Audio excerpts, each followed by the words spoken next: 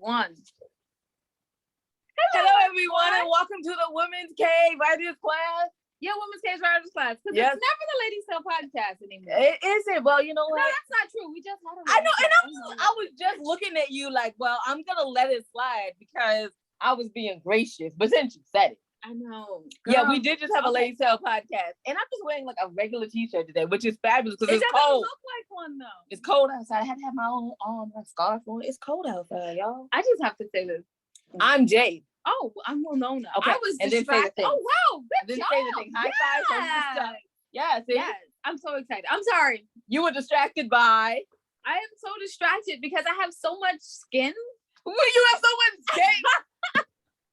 I just feel like doing this the entire time. Like, how do Really? we sound? Hug yourself. So much skin. This is not even. I can't even do this. With every podcast, I can't do this with you. And we're at that point. I can't do this with you anymore. I'm gonna just go ahead on it and tell us You'll be about right. it. You'll be right on the next show. Oh, you Okay. know me! Like, this is my best friend in the world. Like, I can't do it with her on a regular basis. She can't do it with me on a regular basis. And guess what happens? We're here. We're here again. So, and I thought the voice was bad with. Oh, wait, we literally like got pop poetry. And I thought the voice was bad. Yeah, we do. And I thought the voice was bad with other life lessons. And I thought being good was easy if only by me, a memoir and bust, the Widow Debt series, and Full and Coffee. Oh, where you get your audiobook. And for the rest of the 17, including my favorite, and I thought I did my journey alone. You find out everything your ladies are doing on www.andithoughladies.com. But y'all aren't here to hear about us. You're here to hear about our wonderful guest. Wonderful guest. Would you like to introduce yourself? I'm Kathleen M. Rodgers, and I write novels. Wow. You Okay. also do book reviews, am I correct? I've done a few, but I'm not known as a book reviewer. I'm an author. Okay. Okay. So Kathleen, how did you get started writing? So I'm 63. I'm just grateful to still be on the journey. I've been writing since I was 15 years old, and I got on my high school newspaper. So I've been a writer for 48 years. Wow. Okay. So when did you know that you enjoyed writing? Oh my gosh. Well, I don't know if enjoy I'll be honest, it's kind of a love-hate relationship. Like so many things, but it's the only thing I'm really halfway good at. It's the only thing that I really followed through with. I just knew at the age of 15, it was a way to express myself. Mm-hmm. And even I've been a journalist. I've written straight news. I've written feature stories. But in fiction now, that's where I really explore emotional truth in the guise of fiction. That is fabulous. So you tell us a little bit about the books that you have written and the titles and about them. I'll start it with my latest book that's been out there since 2020. This is The Flying Cutterbucks. Mm-hmm. And I'm just really honored. It was just named a 2021 Book of the Year from the International Pulpwood Queen and Timber Guy Book Club. And it tied with Judith Little and her novel, The Chanel Sisters. And The Flying Cutterbucks is set in New Mexico. It takes place primarily in 2016, leading up to the general election. The final chapter is on the eve of the 2020 election, and there's flashback scenes that take place in the 70s. It's about strong women. Okay. I'm Well, seeing why it's hype now. I can Right? see why you got the. Okay. So like, oh no, you said how old you were, because I was like, what you know about the 70s? Oh. Yeah, I was born in 58. Wow. Way back. Yeah. It's my not goodness. way back. It's not. Oh, you're way still back. young. Okay. So now that we've talked a little bit about your books, Winona, I have a question. What advice would you give to writers out there that are just starting out to do this professionally? Don't ever tell yourself you can't do it. Sometimes there are more people that want to say no, or what do you mean you want to write a book? Sometimes you just have to shut out those negative voices and shut out the naysayers. And I will just say this, nowadays, there are so many more pathways and avenues to get your work out there than say when I was starting out back in the old days, wood burning microwave ovens. But there really are so many more opportunities for writers at all levels and with all kinds of whether you just want to write on a blog, whether you want to write a novel, a memoir, you want to write a biography about someone, you want to write magazine or newspapers, poetry, essays. There's just so many more ways, but I would just say, basically, just don't ever give up. If I can say anything, I'm living proof I never gave up. That doesn't mean I didn't want to. Oh my gosh. And as many writers, a lot of us suffer from imposter syndrome. Even now with several awards, and I've got 4 novels out in the world. I used to write for Family Circle magazine, big national magazine. It's like, who is that other person, Kathleen M. Rodgers, that's the writer and the name on the books or the magazines? Because I'm just me. And I cleaned up for this today.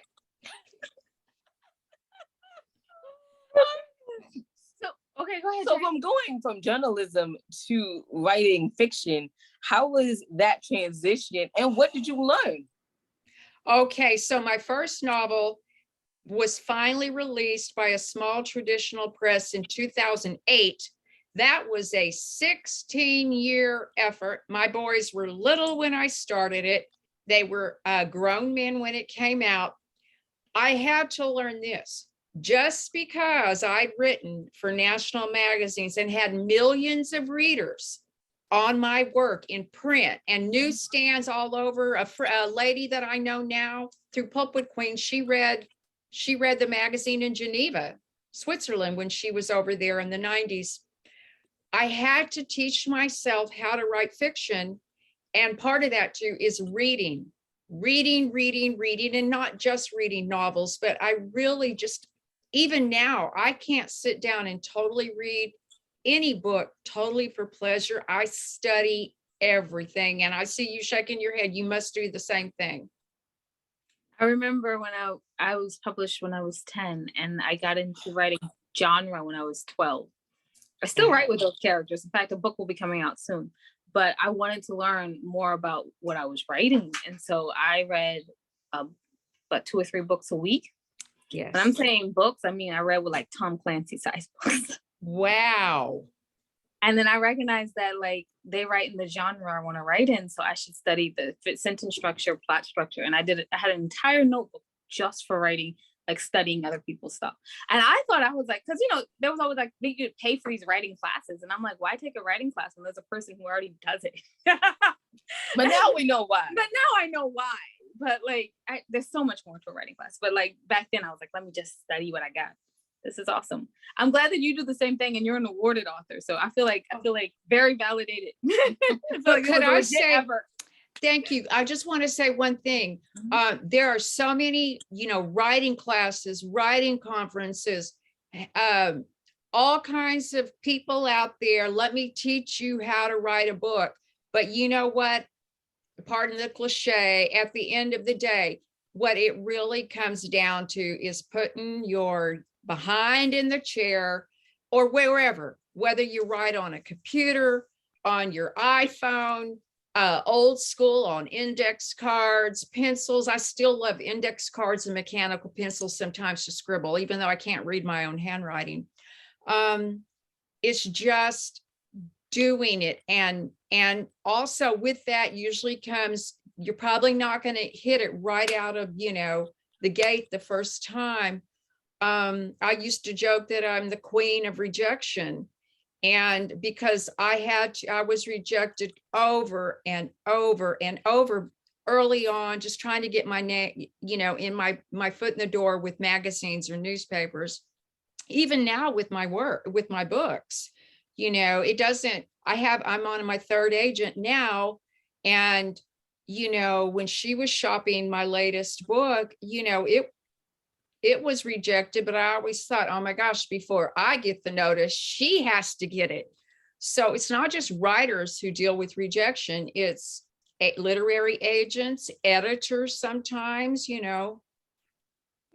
So can you tell us a little bit that what everyone wants to know is how did you get your literary agent and what was the day like when you first found out you were going to be published?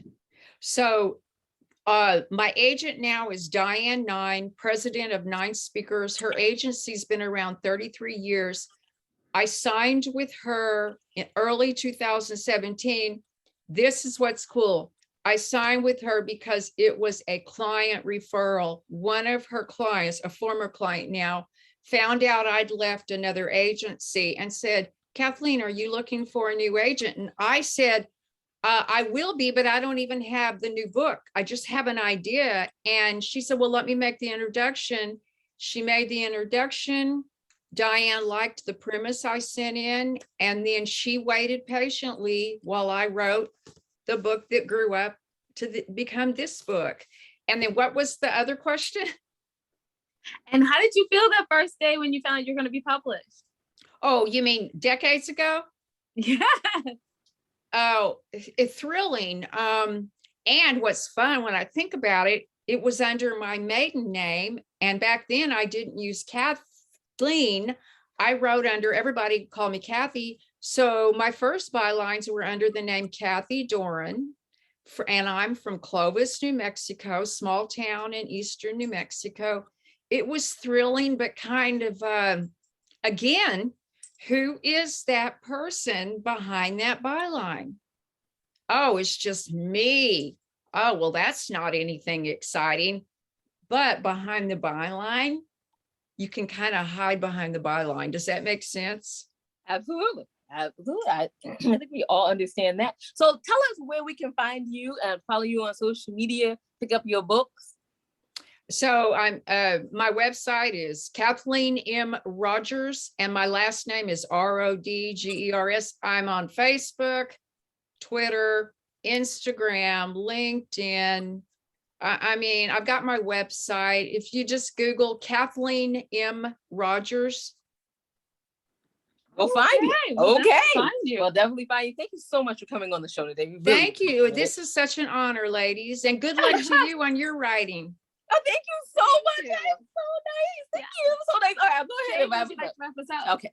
You can find out everything your ladies are doing on www.andithoughladies.com. While you're there, take a moment, go to the middle of the page, see the charities that we probably support. Maybe you can support them also. We thank you in advance for that. Just remember, y'all, wisdom is all around you if you're open to finding it and accepting it. So peace and love, you guys, from Winona and Jade. Bye-bye. Oh, yeah, thanks for listening.